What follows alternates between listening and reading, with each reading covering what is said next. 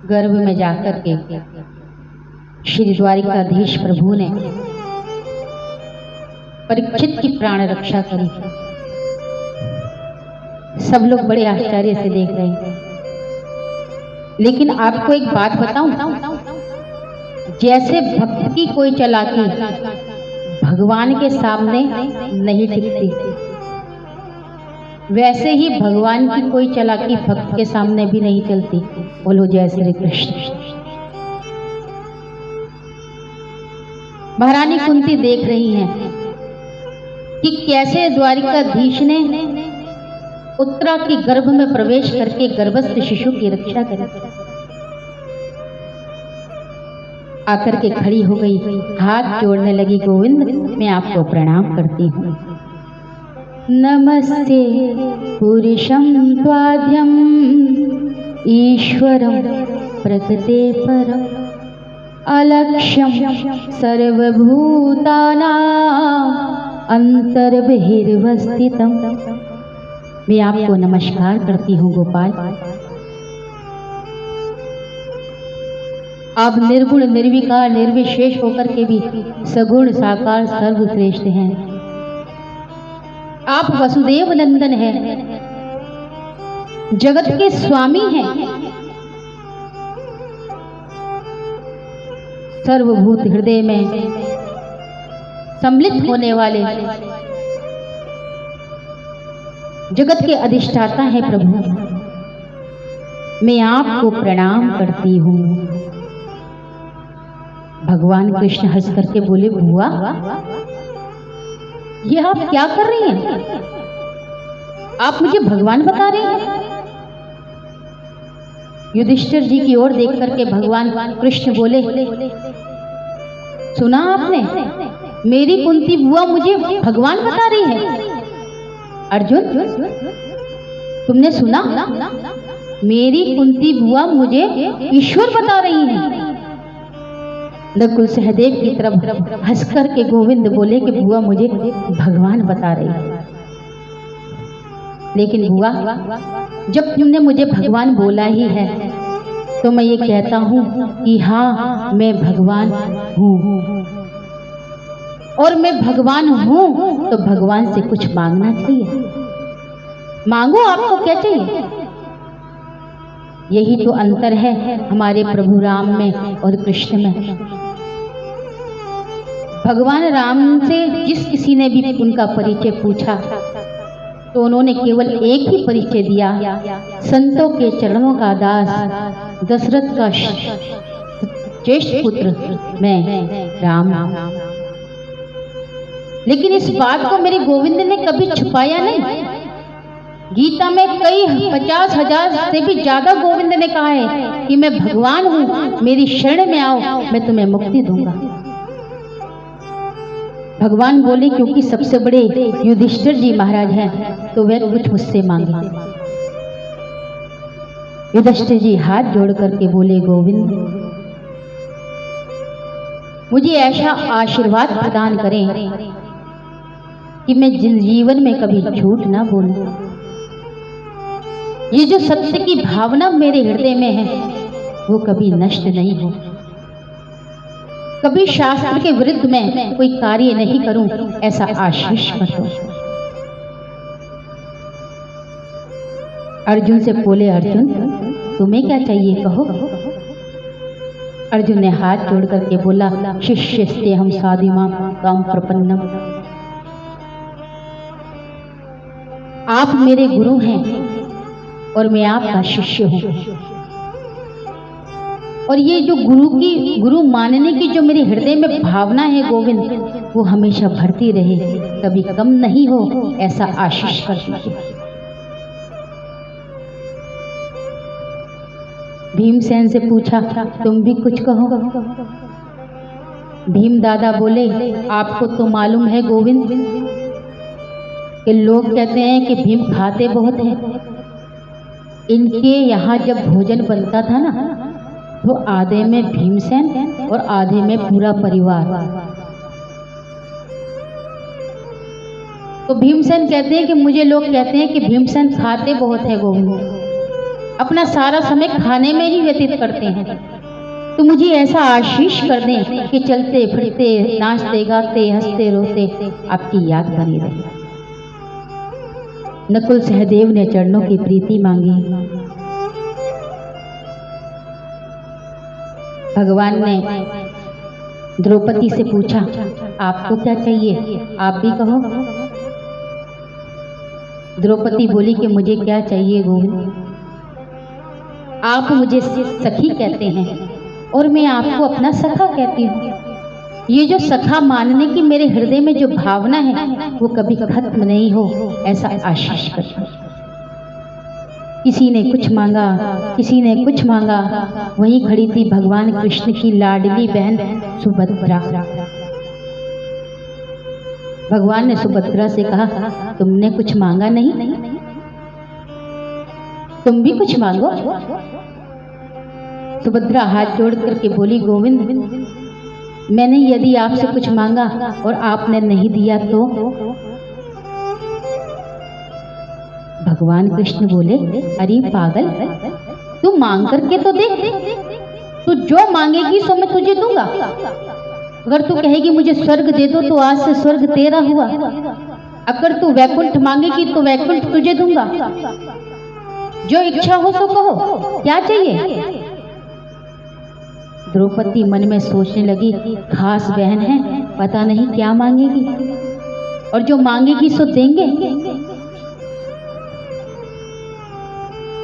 कुंती ने मन में सोचा कि मेरी बहू संसार की कोई वस्तु ना मांग ले। लेकिन एक बात मैं आपसे कहूं, जो गोविंद के प्रेमी होते हैं ना, वे संसार की चीजों में रुचि नहीं रखते। उन्हें संसार की वस्तुओं में कोई लोभ नहीं लगता, कोई लाभ नहीं लगता, कोई सुख नहीं लगता। उत्तरा ने बोला, अगर आप, सुभद्रा ने बोला, अगर आप मुझे देना ही चाहते हैं गोविंद तो केवल एक वरदान दे दीजिए। क्या?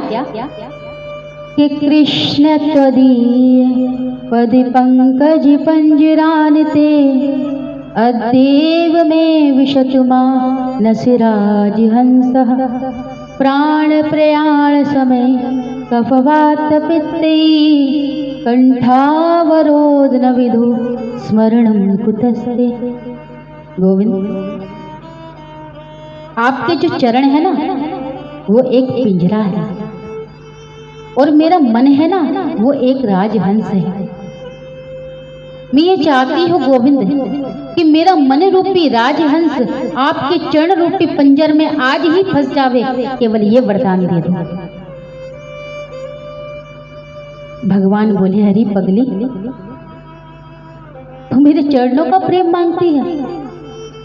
अरे मेरे चरणों का प्रेम तो लोग तब मांगते हैं जब कमर 3 जगह से झुक जाती है, 3200 दांत निकल जाते हैं, लाठी का सहारा लेकर के चलने लगते हैं, तब वो मेरे चरणों की प्रीति मांगते हैं। और तू अभी से मेरे चरणों की भक्ति। सुभद्रा ने कहा, गोविंद, बालपन और युवा अवस्था में जिसने आपसे प्यार नहीं किया वो वृद्ध अवस्था में कभी नहीं कर सकता। क्यों? क्योंकि जब प्राणों के प्रयाण का समय आता है तो कंठ घर घर करने लगता है। ना गोविंद की याद रहती है, ना कृष्ण की याद रहती है, फिर तो संसार की समस्त वार्ताएं याद आती हैं। इसलिए मैं चाहती हूँ कि आपके चरण रूपी पंजर में मेरा मन रूपी राजहंस आज ही फंस जावे, केवल यही वरदान दे दो। दौड़ करके भगवान कृष्ण ने सुभद्रा को गले से लगाया और अपने मन में सोचने लगे कि मेरी अपनी बहन है, मेरी अपनी बहन होकर के संसार की वस्तुओं को महत्वता कैसे दे सकती? किसी ने कुछ मांगा, किसी ने कुछ मांगा। सबसे पीछे खड़ी थी माता कुंती। भगवान कृष्ण ने कहा, बुआ आपने कुछ नहीं मांगा? कुंती ने बोला, प्रभु मांगते तो वो है जिन पर कुछ होता नहीं, और जिसके पास सब कुछ है वो आपसे क्या मांगे? भगवान बोले, नहीं, मेरा बहुत मन है, मैं आपको कुछ देना चाहता हूँ, आप भी कुछ मांगिए ना। महारानी कुंती ने गोविंद से जो मांगा बड़ा कमाल का मांगा, और मां कुंती ने जो मांगा मुझे तो नहीं लगता कि आज तक कभी किसी ने मांगा होगा या कोई आगे चल के मांगेगा। अपनी साड़ी के पल्लू को आगे फैला दिया, द्वारिकाधीश से बोली कि विपदा संतु न शश्वत तत्र तत्र जगत गुरु भवतो दर्शनम यस्या द पुनर्भव दर्शनम। मेरे जीवन में केवल विपत्ति पे विपत्ति आती रहे गोविंद, केवल यही वरदान दे दो। एकस्य दुःखस्य वदन्तम तापद्यन्ति यो संपस्ततोषि। एक दुख दूर नहीं हो तब तक दूसरा आ जाए, दूसरा दूर नहीं हो तब तक तीसरा आ जाए, ऐसा आशीष कर दो। भगवान हिलकियों के साथ रोने लगे। बोले बुआ, दुख भोगते भोगते तुम्हारा पेट भरता नहीं? दुख भोगते भोगते तुम्हारा पेट कभी भरा नहीं? आपने पूरे जीवन में कभी सुख पाया? जीवन पर्यंत आपने केवल दुख ही देखा, और आज मांगने की बारी आई तो आपने मांगा तो फिर दुख मांग लिया। महारानी कुंती के जन्म पे थोड़ा हम लोग जरा चर्चा करें तो महारानी कुंती का जन्म हुआ मथुरा में। सूरसेन महाराज की बड़ी बेटी थी और बचपन में इनका नाम था प्रथा। लेकिन सूरसेन महाराज के एक मित्र थे जिनका नाम था कुंती भोज। उनके कोई संतान नहीं थी। एक बार वो मथुरा में आए और सूरसेन महाराज से प्रार्थना करी कि अपनी पुत्री को मुझे गोद दे दीजिए। कुंती भोज राजा प्रथा को अपने साथ में ले गई। तो बचपन सुख से बीता नहीं, क्योंकि बालक तो ये जानता है कि मेरा जन्म कहीं और हुआ और पालन कहीं और हो रहा है। कुंती भोज राजा की वजह से ही इनका नाम कुंती पड़ गया। तो बचपन सुख से बीता नहीं। शादी हुई तो पति मिला पीलिया का मरीज, और उस पति का भी कोई सुख नहीं। पति सहवास की कामना से पत्नी के पास आ सकता नहीं, क्योंकि महाराज पांडवों को ऐसा श्राप था कि जब भी तुम कामासक्त होकर के अपनी पत्नी के पास जाओगे, उसका स्पर्श करोगे तो तुम्हारे सर के 100 टुकड़े हो जाएंगे, तुम मर जाओगे। महाराज पांडु की 2 पत्नी थी, कुंती और छोटी माद्री। तो बचपन सुख से बीता नहीं और पति मिला पीलिया का मरीज, और उस पति का भी कोई सुख नहीं। एक बार महाराज पांडु अपने मन को वश में नहीं कर सके और माद्री की तरफ कामासक्त होकर के दौड़े। माद्री ने कहा, प्रभु मुझे छूना नहीं। पर जैसे ही माद्री को छुआ, उनके सर के टुकड़े हो गए, उनकी मृत्यु हो गई। माद्री ने कुंती से कहा, बहन मेरी वजह से मेरे पति की मृत्यु हो गई, मैं उनके साथ सती होना चाहती हूँ। वो तो भला हो दुर्वासा ऋषि का, जो बचपन में कुंती को कुछ मंत्र बता करके गए थे। उस मंत्र की वजह से कुंती के यहाँ 3 पुत्र हुए, धर्मराज युधिष्ठिर, आदरणीय भीमसेन और धनुर्धर अर्जुन। ये क्रमशः धर्म के अंश, पवन के अंश और इंद्र के अंश हैं।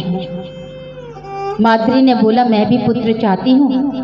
तो कुंती ने बोला कि मैं मंत्र को पढ़ती हूँ, तुम किसी देव का आह्वान करो।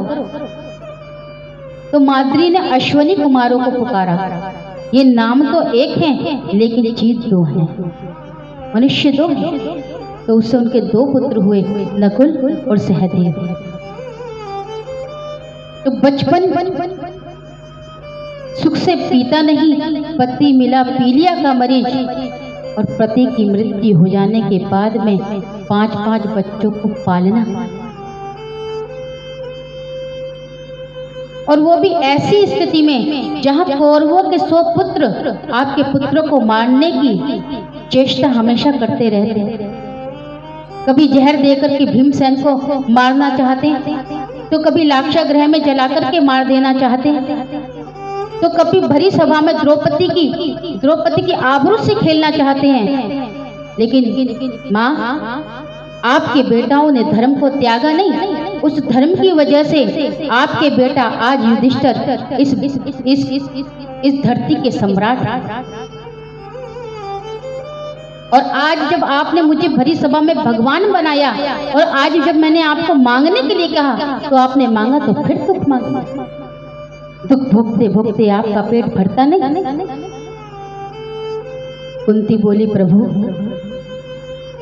ऐसे सुख को लेकर के मैं क्या करूं जो आपकी याद को भुला दे। आपको पता है, आप भले ही देवकी नंदन हो, देवकी के 6 पुत्र मार दिए कंस ने, पर आप उनको बचाने नहीं गए। पर मेरे 5 पुत्रों पे कभी आपने आंच नहीं आने दी। यही तो आपकी कृपा है। कुंती ने कहा, प्रभु ऐसे सुख को लेकर के मैं क्या करूं कि विपदो हो नैव विपदः संपदो नैव संपदः विपद विस्मरणं विष्णु संपद नारायण स्मृति। ऐसे सुख को मैं लेकर के क्या करूं जो गोविंद का नाम भुला दे। मैं तो उस दुख को बार बार अपनाऊंगी जो मेरे कन्हैया की याद बनी रहे। ऐसे सुख को तो मैं, ऐसे दुख को तो मैं अपने सर पे रखना चाहती हूँ गोविंद। कहे हनुमंत विपत प्रभु सोई, जब तब सुमिरन भजन न होई। हरि अनंत हरि कथा अनंता, कयहि सुनहि भव विधि सब संस्था। बिना विपत्ति के आपको याद नहीं कर सकता कोई, ये तो सत्य है। और ऐसे सुख को लेकर के मैं क्या करूं जो मेरे गोविंद का नाम भुला दे। कि सुख के माथे सिल परे, जो हरि हृदय से जाए। बलहारी व दुख की, जो पल पल नाम जपाए। उस दुख को तो मैं अपने सर पे रखना चाहूंगी कि पल पल मेरे गोविंद की याद दिलाता रहे। इसलिए मैं आपसे दुख चाहती हूँ गोविंद। भगवान द्वारिकाधीश ने बोला, बुआ आप कुछ भी कहो, लेकिन अब दुख तो मैं आपको नहीं दे सकता। दुख मैं आपको नहीं दे सकता। तो कुंती ने बोला, प्रभु एक कृपा कर दो। स्नेह पास निमान छिंदी। ये स्नेह, ये ममता की जो डोर मेरे हृदय में बंधी है ना, उसको आप खोल दो। और ऐसा आशीष कर दो कि जिस परिस्थिति में मैं रहूं, केवल आपकी याद बनी रहे। भगवान ने कहा, तथास्तु, मैं आपको आशीर्वाद देता हूं। बोलिए द्वारिकाधीश भगवान की जय। बोलिए द्वारिकाधीश नाथ की जय।